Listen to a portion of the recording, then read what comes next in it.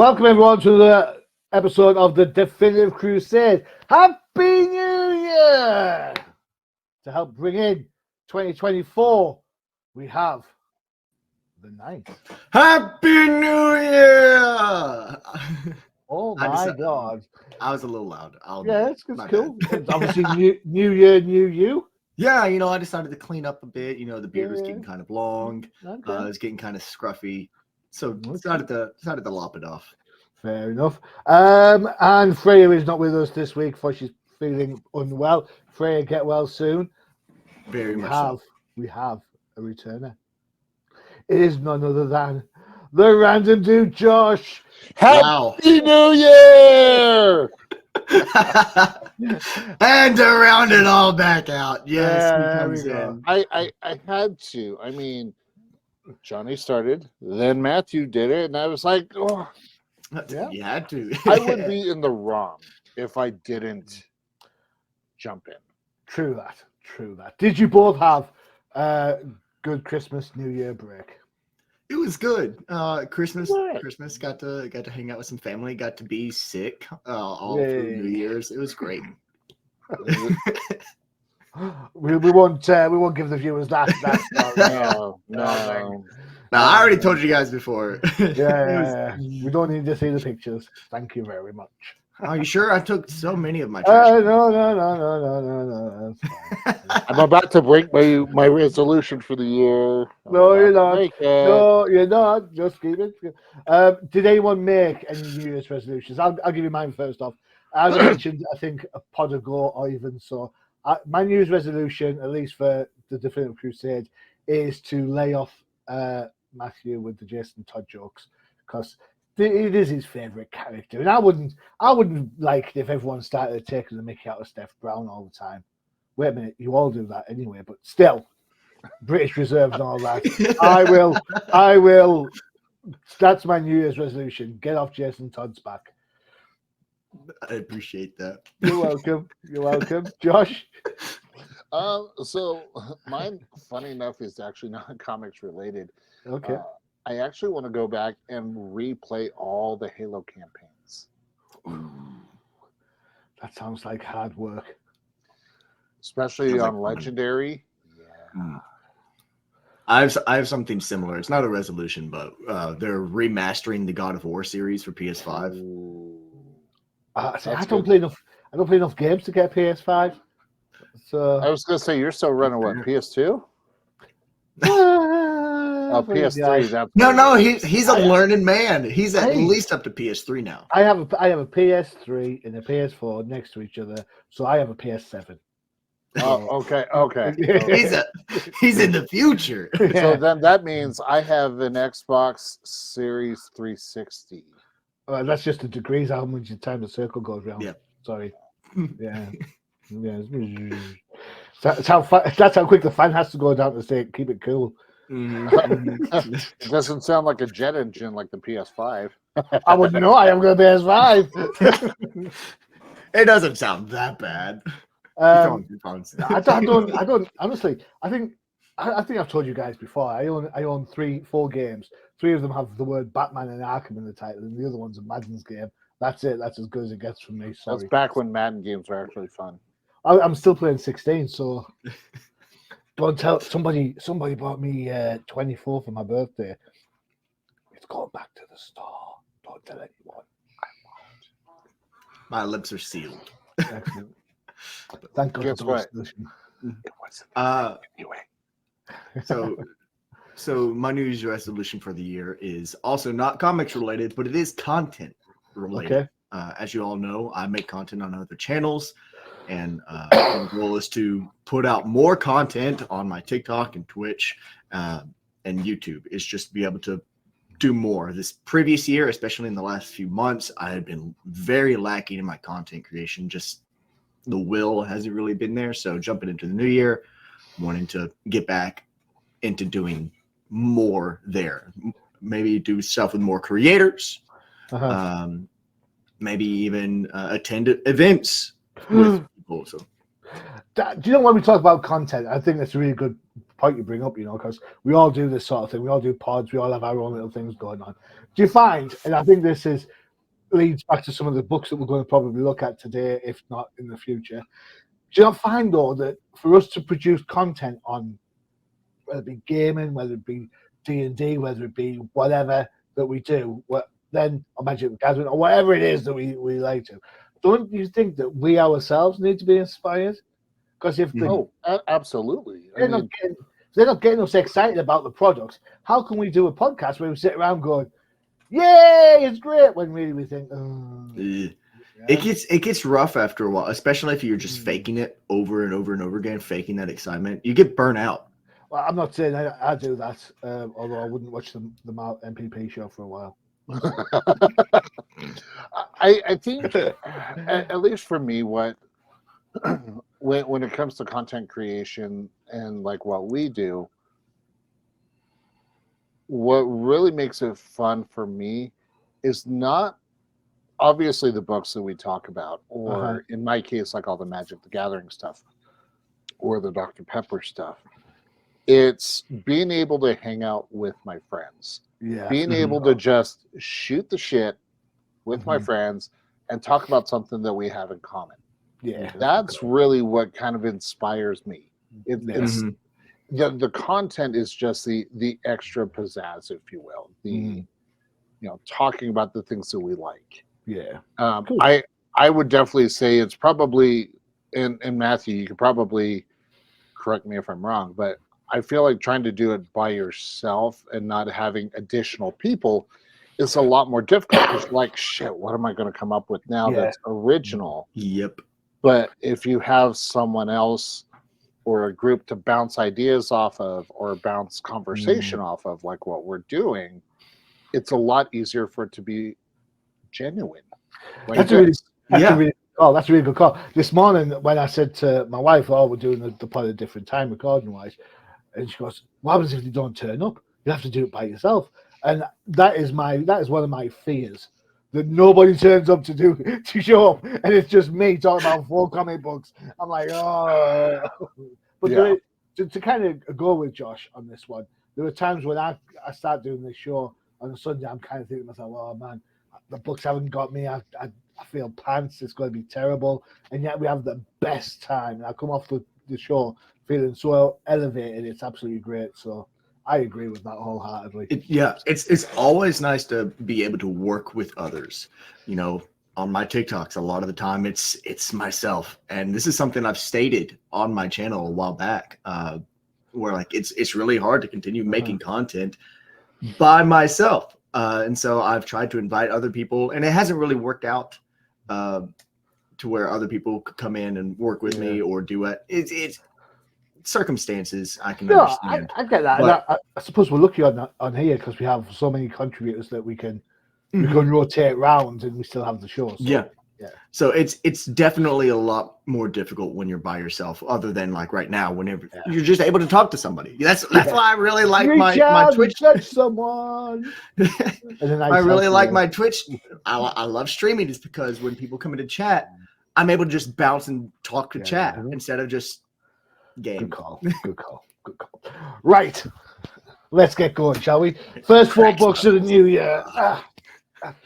I was doing the notes for these, and I realised that 3 out of 4 aren't actually ongoing series. 3 out of 4 are actually maxi series that are done in 12 issues or less. What's that all about? Anyway, because Josh is returning, we thought we'd start off with Josh's book first. And here it is, the fantastic Kneel Before Zod, number 1 of 12. This is written by Joe Casey, art by Dan McDade.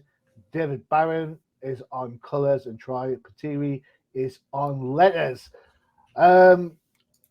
Josh, if I remember correctly, I didn't have you down for a Superman fan all the times you've been on the show. If I remembered incorrectly. So this, I do not see this as a Superman book.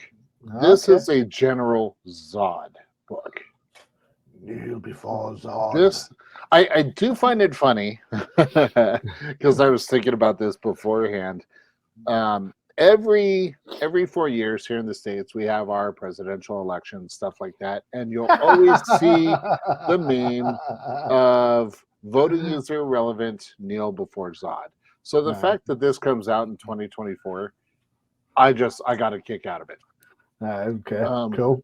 But what really interested me in this was, I don't think we've truly had a unique General Zod story. Okay. So General Zod, new Kandor, and I love how he's tormented by the ghost of Jor-El. Very good. And I love that they went with the design of Jor-El with his bright green costume. Yeah. You know, not the Russell Crowe version or the Marlon Brando version. For whatever reason, that's the Jor-El I remember. Yeah. But this story was honestly very captivating. I loved every page. You know, from his conversations with Ursa. They're married, by the way. I know. I looked a bit out. Yep. And honestly, the bulk of the story was really between General Zod and his son Lore. And so I stay on this page really quick.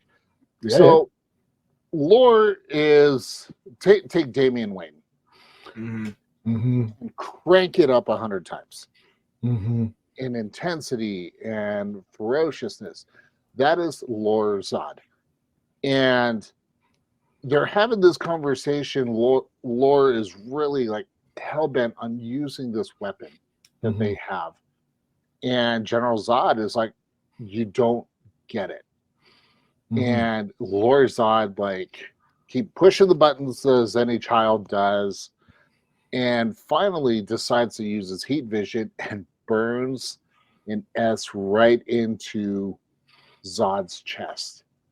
And Zod gets pissed. And a little nod, I see this as an Easter egg.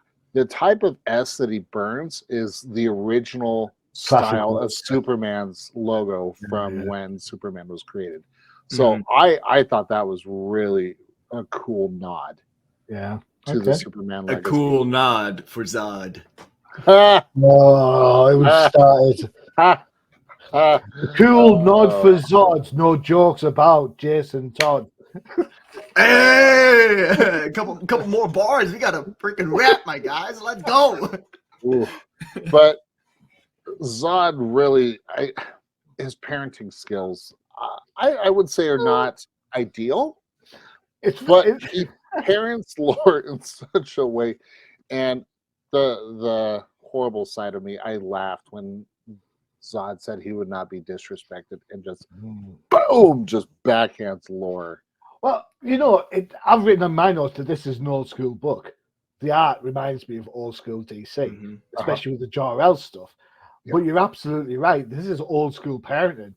I think when I was a kid back in the 70s, I'd get a wallop off my dad just as quick as a hug. That's the way. I'm not saying that that's how parenting should be done before anyone gets up in my grill. No. But this is what it was like in the 70s. That's what happened. You know, in the 80s. And you say that this is Damian Wayne cranked to a million. I think this is Bruce Wayne cranked up to 1 million. The parallels between Bruce and Damian and Zod are just absolutely brilliant. It's well worked to get that in. Sorry, Josh, go on. And the other thing that I find interesting is that you can clearly tell that Zod's still, that he's hell-bent on, on Kal-El. I mean, this panel here where Lore Zod is coming towards his dad, Dur Zod. I think this is also the first time we actually get General Zod's actual first name, Dur. I know it's always General. Yeah, it's always been General. It's General. It's not Dur. It's Drew. His first name is Agent. Drew Zod is his first name. There you go. So, but the fact that he all of a sudden sees Kal-El in the way that Lor-Zod is coming at him, it really shows that obsession that Drew has with Kal-El. With all the elves, to be fair. Yeah. But honestly, the story, seeing the relationship between Drew and Lore, and then Ursa's, heartbreak. Yeah. She has always been the best way to describe her is the heartless bitch within the Zod army. Yeah. And to see her actually show emotion, like she's legitimately like sad that her son has been exiled. Well, it's a parallel, isn't it? Yeah. If you think about it, Jor-El had to sell Kal-El away to save him. Is this not doing the same thing now? Because if little Zod hangs around there much longer, he's going to get his own handed to him. So is it the same? I don't know. There's a lot of parallels, but I think the thing that stands out is it's new-ish, it's fresh, and honestly, it is nice to get something different. Yeah, it is. Yeah, cool. I think this will make a good series. Yeah, this is one I'm really excited to read, and I don't know. We'll see how it goes. It's issue 1. We know how that's been in the past.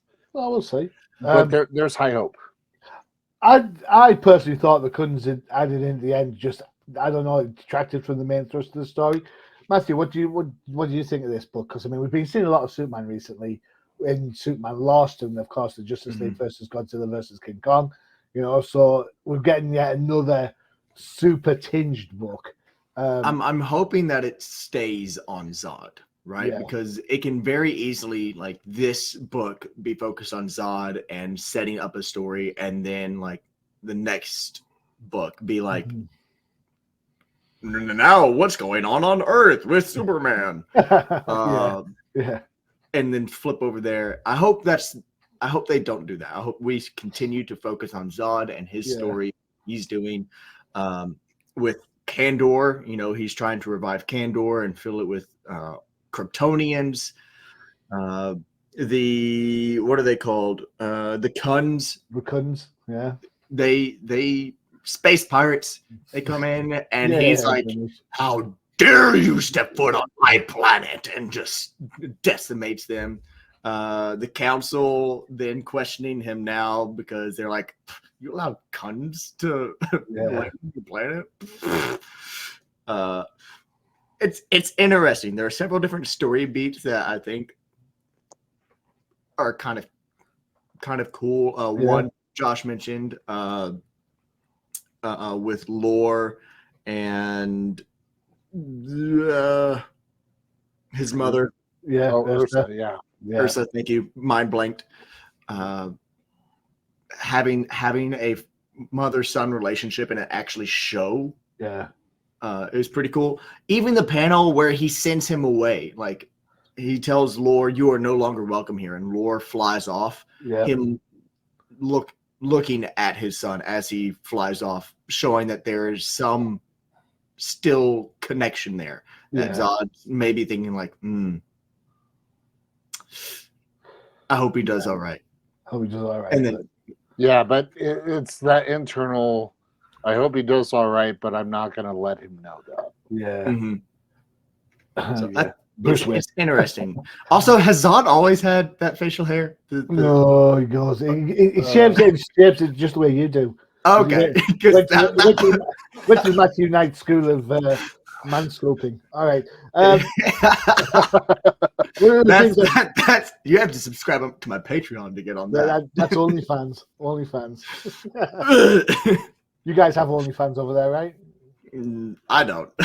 I know, but you know what it is, right? Yeah. I know what it is. All right. Okay. And on that note, so for me, this book has lots of interesting little bits going on. It is a hard read if you're thinking from the emotional aspect between Zod and his kid. I totally get that. We've talked about that. If DC really wanted to do something clever, should have put it as a Black Label book, and then we'd see some stuff happen. Talking of which, at the back of this book is a trailer for this bad boy, Hellblazer, John Constantine, back on a Black Label book. Constantine needs to be a Black Label book. Oh yeah. Yes. Oh, I'm not- yeah, absolutely. I'm not sure that Cy Spurrier is the guy for the book, but we'll see how it goes. But you've got Cy Spurrier and Aaron Campbell, so I think that is, if you're a Constantine fan, I think we're going to get back to the Hellblazer of old, rather than superhero Constantine, which kind of a little bit. Mm-hmm. It'd be interesting. Yeah, cool. I don't know. I actually don't know if I'd want the Zod book to be a Black Label, because the Constantine, good. Yeah, I like that. It's dark. It's gritty. It's fine. But we've seen books that have been put as Black Labels before, and then We're trash. they're trash, or they do the thing where it's like they censor the cuss word instead of actually putting that. So I was just thinking from a Game of Thrones style of kind of vibe. You do that. We do that with something like Kneel Before Zod, and you get something that actually, you know. But we saw the how quick Zod was to deal with the coons. Yeah, Mhm. Yeah. Guns. Cuns. Yeah, There's a D there. Yeah, I'm trying not to get this Right, demonetized. all right, on okay. YouTube. So yeah, let's move on before we tie our tongues into all sorts of crazy. With that book, we didn't have to necessarily go the Black Label route to see Zod just completely decimate him. I mean, from There's what I was flying, picking you up, see bodies, parts. so with Zod, if you're following orders, you're fine, happy-go-lucky. The moment you do, it's swift, it's quick. There's no reason to drag it out, and that's what we saw. And that's why people don't complain when Superman killed him in the Man of Steel. Right? Okay. What I just do? I'm not opening that bag of worms. Although I will say I watched Batman vs Superman again today, and I still loved it. Here we go. It is Matthew's choice up next. Yep. And it's the ongoing Mind Bomb Part 2 in Batman 141, written by Chip Zdarsky. Jorge Jimenez is on art. Tomo Murray is on colors, and Clayton Cowles is on letters. I think I say Tomo Murray's name wrong every single time in every different ways. So if he ever wants to be on the show and tell me how to say his goddamn name, by all means, come across. It's fine. Show up. Pull up. Go up, pull up the chair. Matthew, take it away. Sir. This is Mind Bomb Part 3. I have not. Yep, Mind Bomb Part 3. I have not read Part 1 or Part 2. But luckily, they do give a bit of a flashback as to what's going on. So essentially, Zurinar is taking Failsafe, is essentially moving him out of Batman's brain and into Failsafe so that he can be Batman. He's like, I'm tired of just being a backup in case something goes wrong. I'm taking initiative on this. He takes over the Failsafe mech and starts beating the crap out of Batman, trying to take over his role. And Batman, of course, Bruce, he's trying to survive. He's trying to survive. He's trying to whip together different bits of machinery on the fly so that way he can take him out while planning everything. That panel right there, let me just stop on this. Okay. This may be like, because I'm single, I'm a man, but like they had no right making Barbara thick like that. I'm just saying. The bottom panel. It's funny you mention that because this is my favorite version of Barbara Gordon. Oh my hell! I'm just saying. I married a redhead. I got a thing for redheads. Same, dude. Oh, I just. All we're gonna say is bravo. I stayed on this page a little longer than I needed to. And moving along. Just like, nice.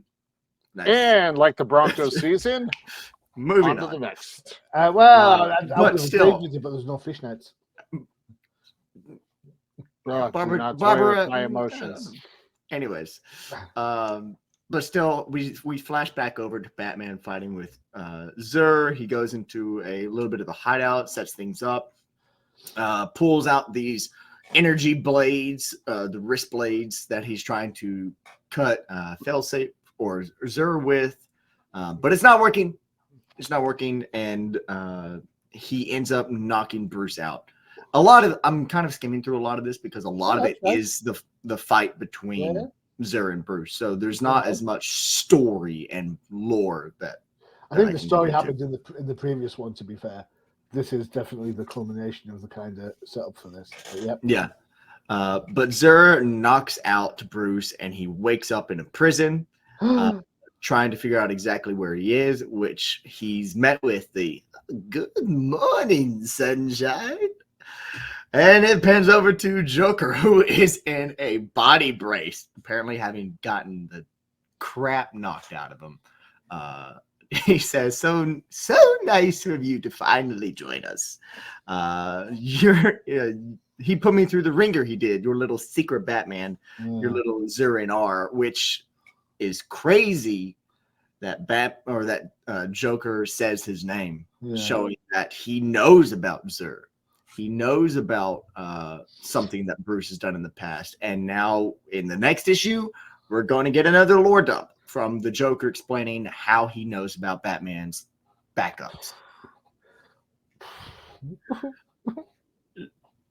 All right. Okay, fair enough. We'll go into the backup books. No, that's just no. It's fine. We'll stick to the main part. I can't believe you've not been reading this. Josh, have you been reading Batman? Sorry, I got stuck on Barbara Gordon.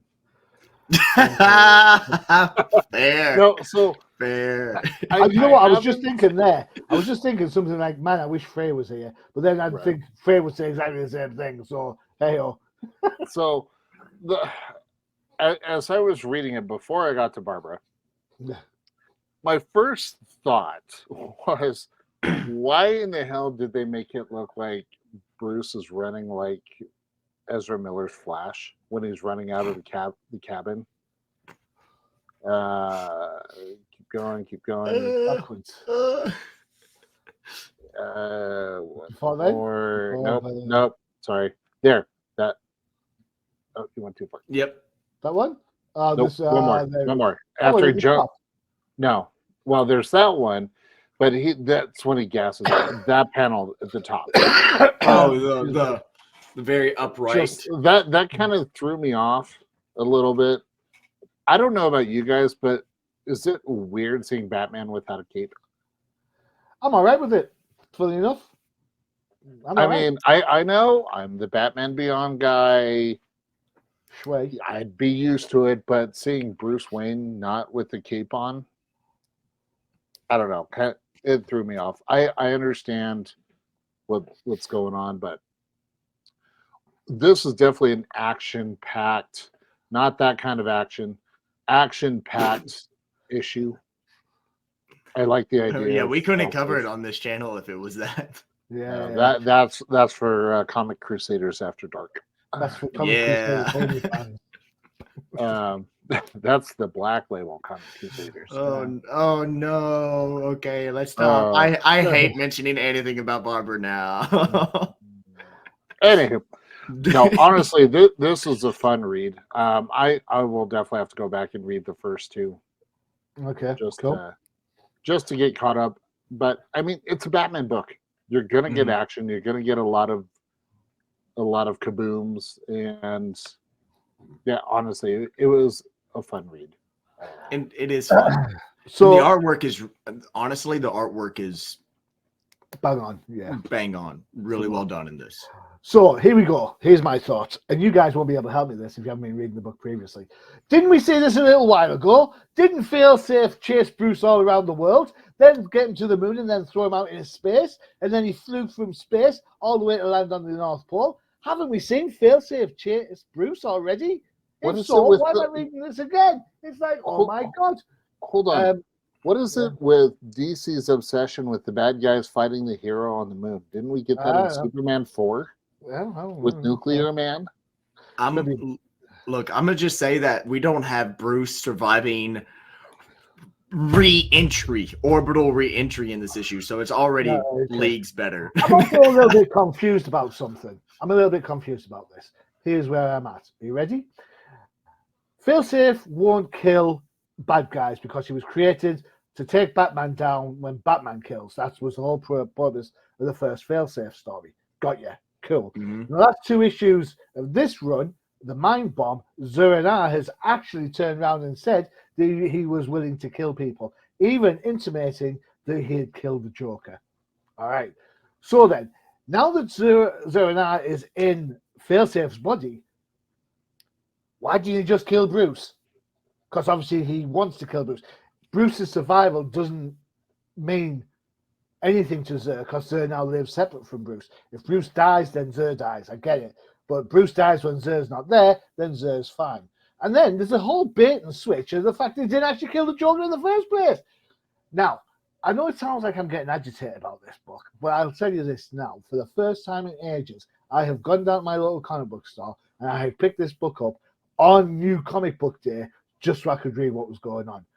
I enjoyed the pace of it. I enjoyed the action. I enjoyed the chase. I enjoyed the backup strip. I liked the whole lot of it. But then when I sat back and reflected, I was like, yeah, but. So they've got to go somewhere to pull this out of the fire. For me. There you go. I mean, they're valid points. You're right about fair. that. It's fair.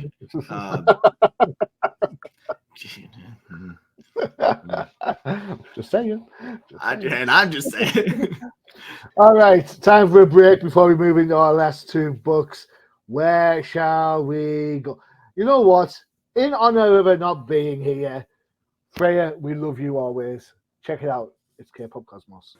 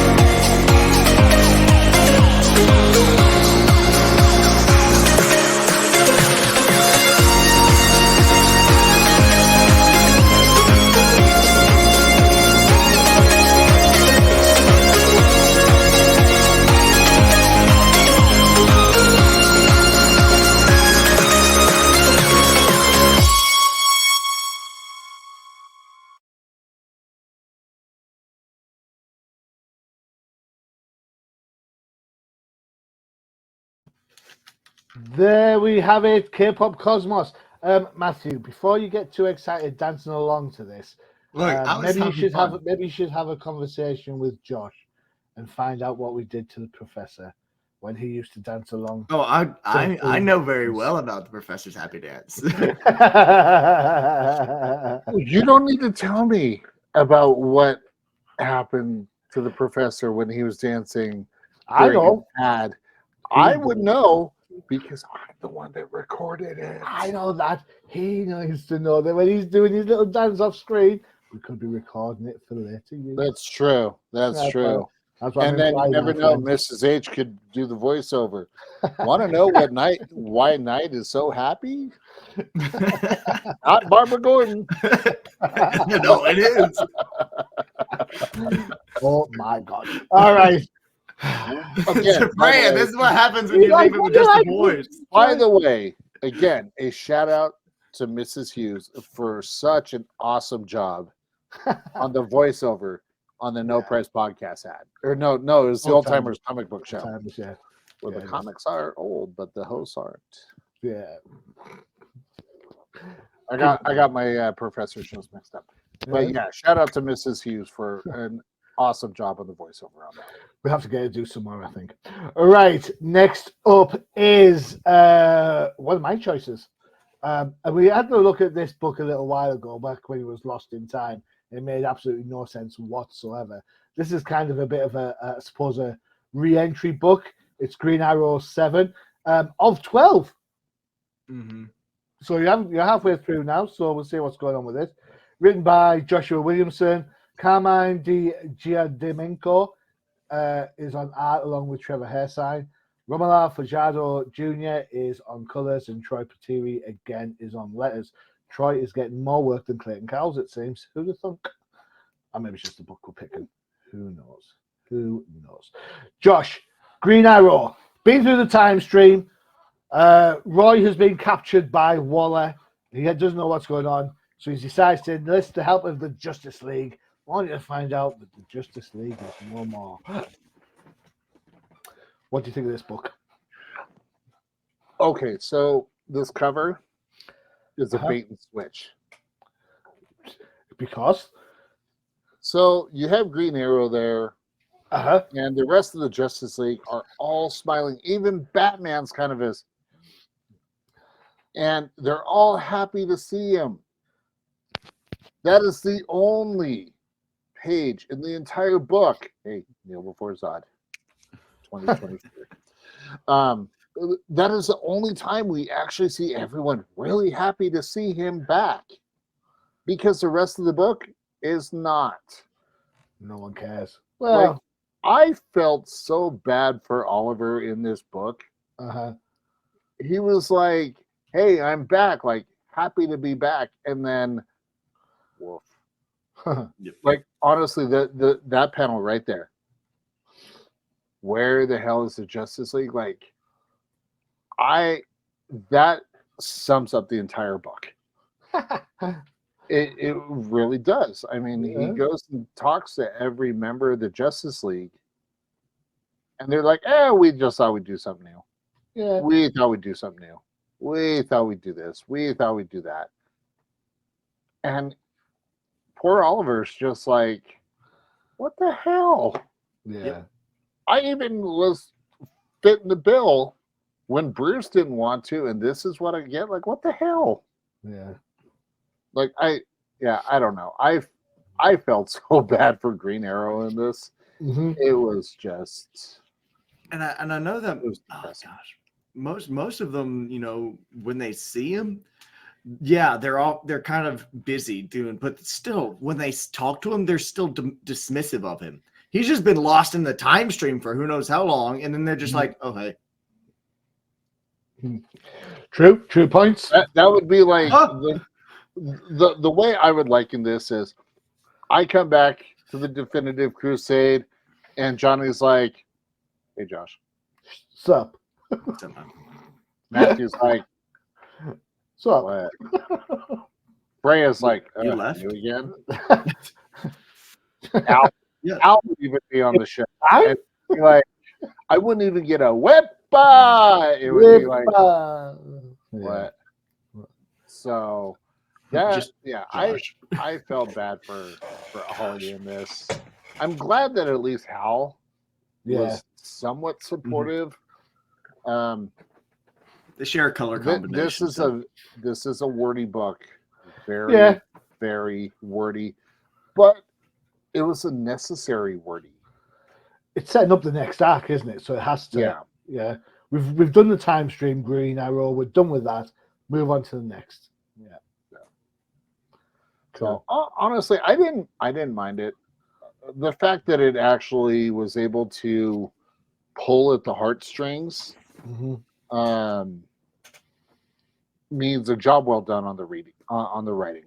Cool. Yep.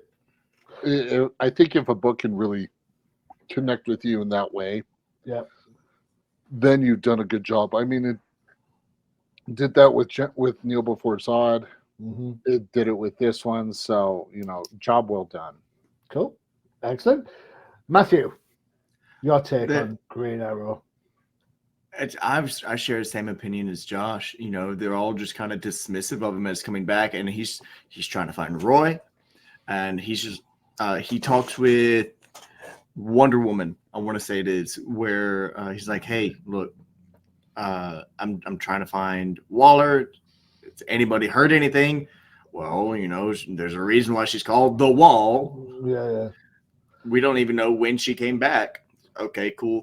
I will have to say there was a funny moment, and it was kind of misleading, but there was kind of a funny moment towards the end where the person he's talking to is like, something's up with Batman. Something's always up with Batman. And then it pans over to where a figure is looking in on them. I was like, oh crap, Batman's right there. Yeah, I wish that'd been the case. That'd been so funny. I thought that was really funny, but that was apparently the reveal of someone who is insinuated on being an antagonist.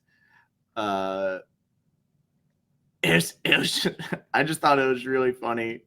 Yeah, it's a good call. That's Bullseye, isn't it? Or is that somebody that we haven't seen? It's going to be somebody else. Bullseye's over at Migraine, isn't he?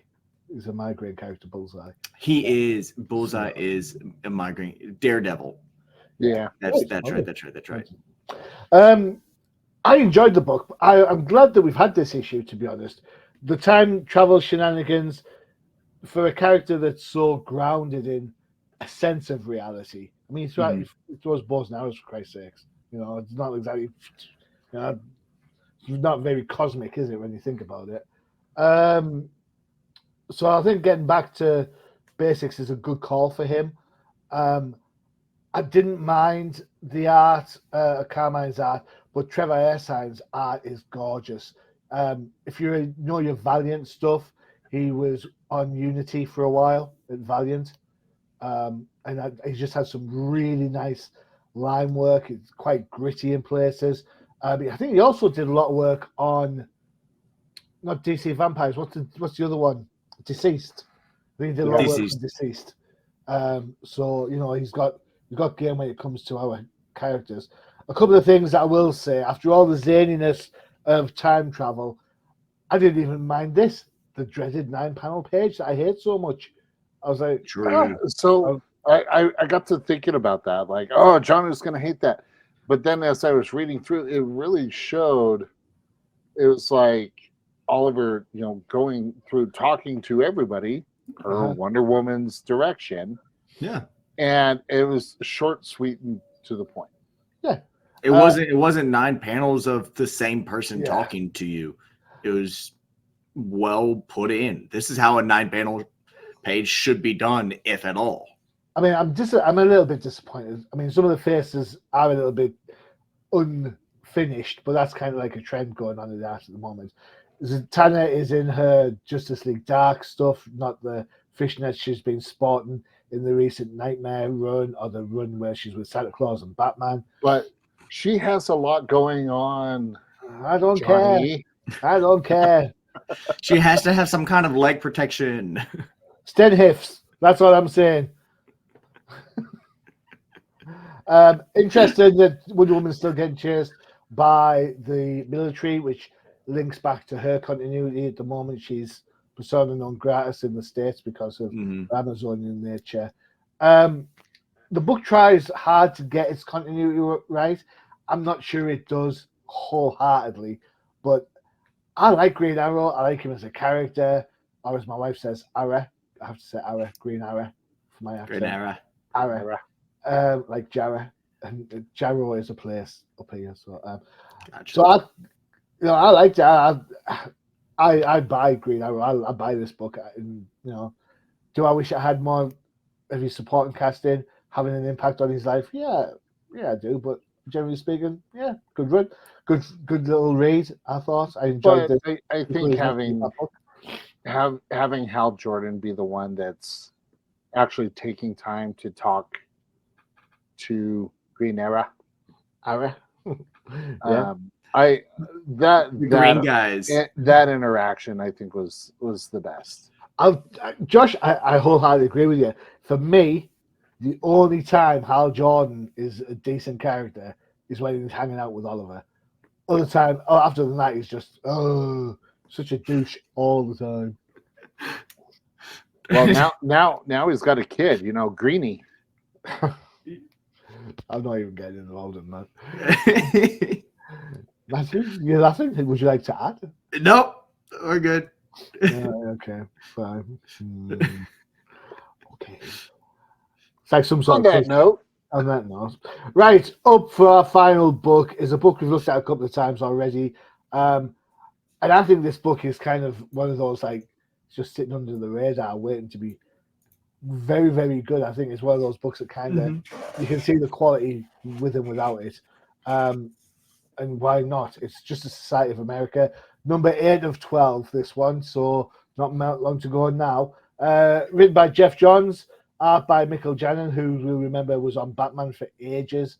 Jordi Belair, the incomparable Jordi Belair, is on colours. And Rob Lee is on letters. It is a bit of a murderous role for Jeff Johns. Jeff Johns has said he loves working with the same people. Him and Rob Lee have been on books like Nobody's Business across the place. It's just a Society of America. What's not to like? It's a Red Lantern. It's a Green Lantern. It's the Huntress trying to be all smart. Matthew, what is your take on this book, sir? Trying to be all smart. Yeah, Keyword there. trying. I love. First off, I think I've said this about the other issues. It's been a while since we've covered one of these. Yeah. I had kind of forgotten about them. Like you said, this is going under the radar. I kind of forgot about that. This was a book series that's going on. But I'm not sure if it's bi-monthly. I'm not sure. I think it only comes out once every other month. Yeah. I don't think it's on a regular monthly schedule. So, yeah, I kind of forgotten about it. But if I'm remembering, gosh, I'm stuttering. If I'm remembering correctly, the last time we covered this, I said the same thing. Where the artwork on this is really well done. Like this panel in particular, watching the fire, the whoosh, the flames and the explosion go through, the red crackling energy as she ignites her lantern ring. It's really nice. It's really, really what's the word I'm looking for? It's good to look at. It's eye candy. Yeah. It's entertaining to see on a page. And this is why we say that Jordi Belair is incomparable. Look at what she's done, colors-wise. It's so well done. Absolutely love it. I don't know why she's still in the past, but apparently Huntress is still stuck in the past with the Justice Society, and she has a goal to set out to try and save. I don't think she's in the past, is she? I think she's. I think it's relatively modern day. I thought she had been sent to the past and was sent there for some reason, and now she's trying to find her way back into her time.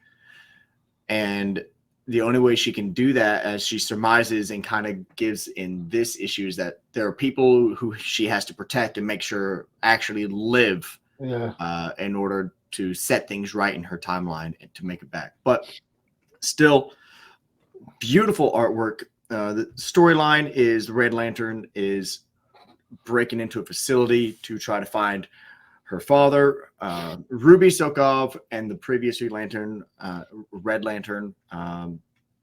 What was his name? It was Vladimir. Vladimir. Apparently, he's dead. She thinks that he's alive, being held in this facility. So she's going through and, annihilating everybody. She's participating in PvE activities. PvE? Player versus everyone. Okay. Nerd. Yep. Until Scott stops her. Alan Scott. And then tells her that her father is dead.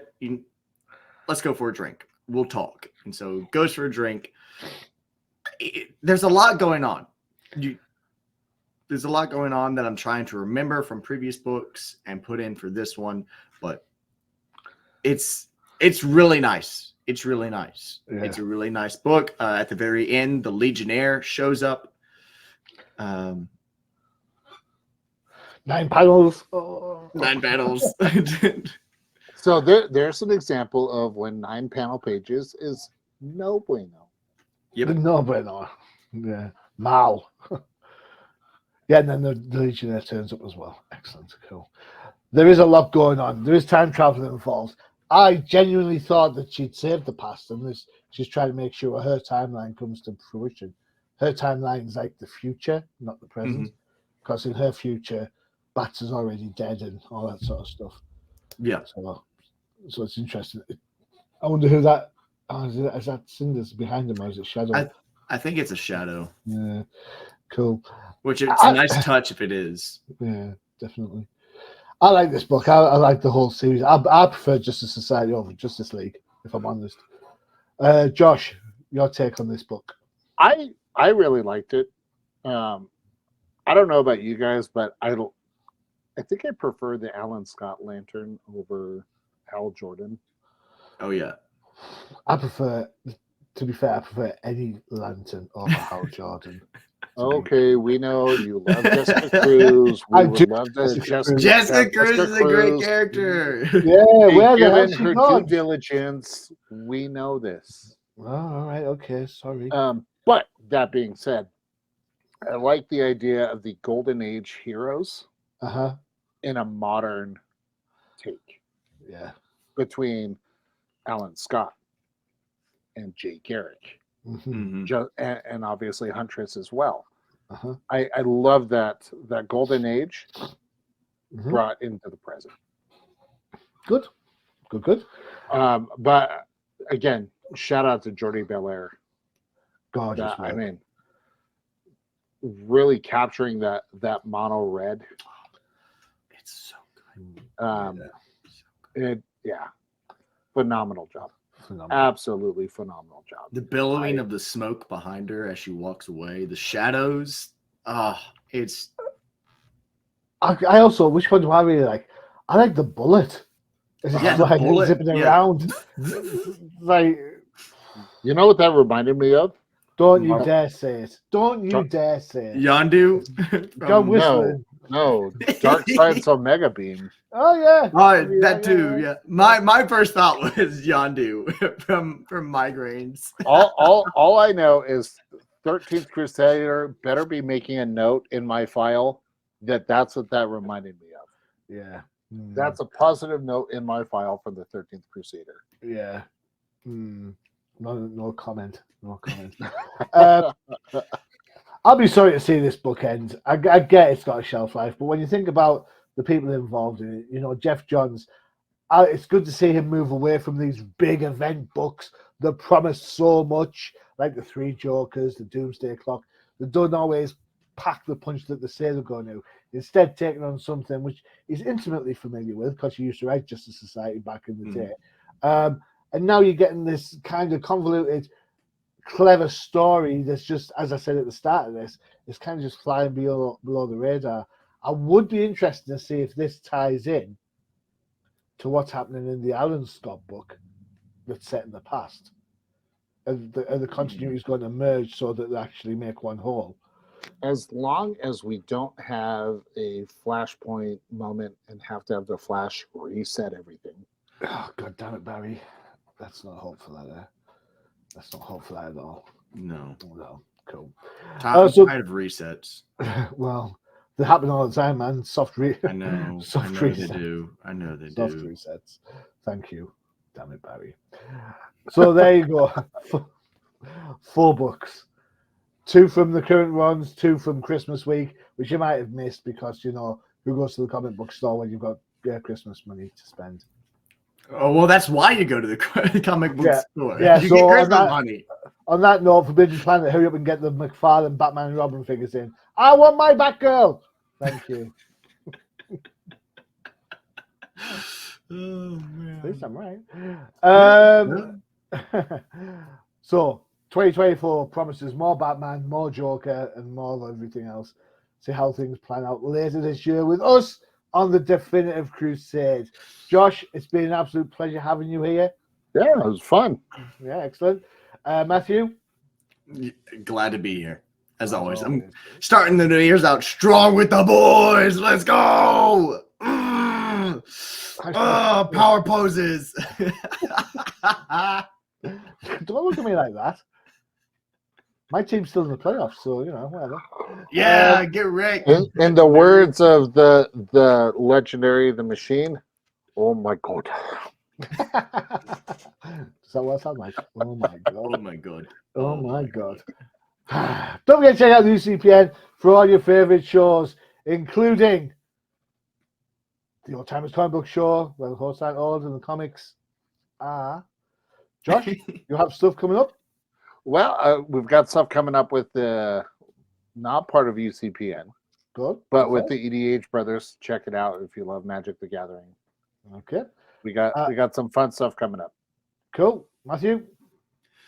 Make sure to check me out over on twitch.tv/the late night channel. You can also find me on TikTok. I make D&D content. I stream video games. I've been streaming my map making for my D&D sessions lately over on TikTok. So that's been a lot of fun.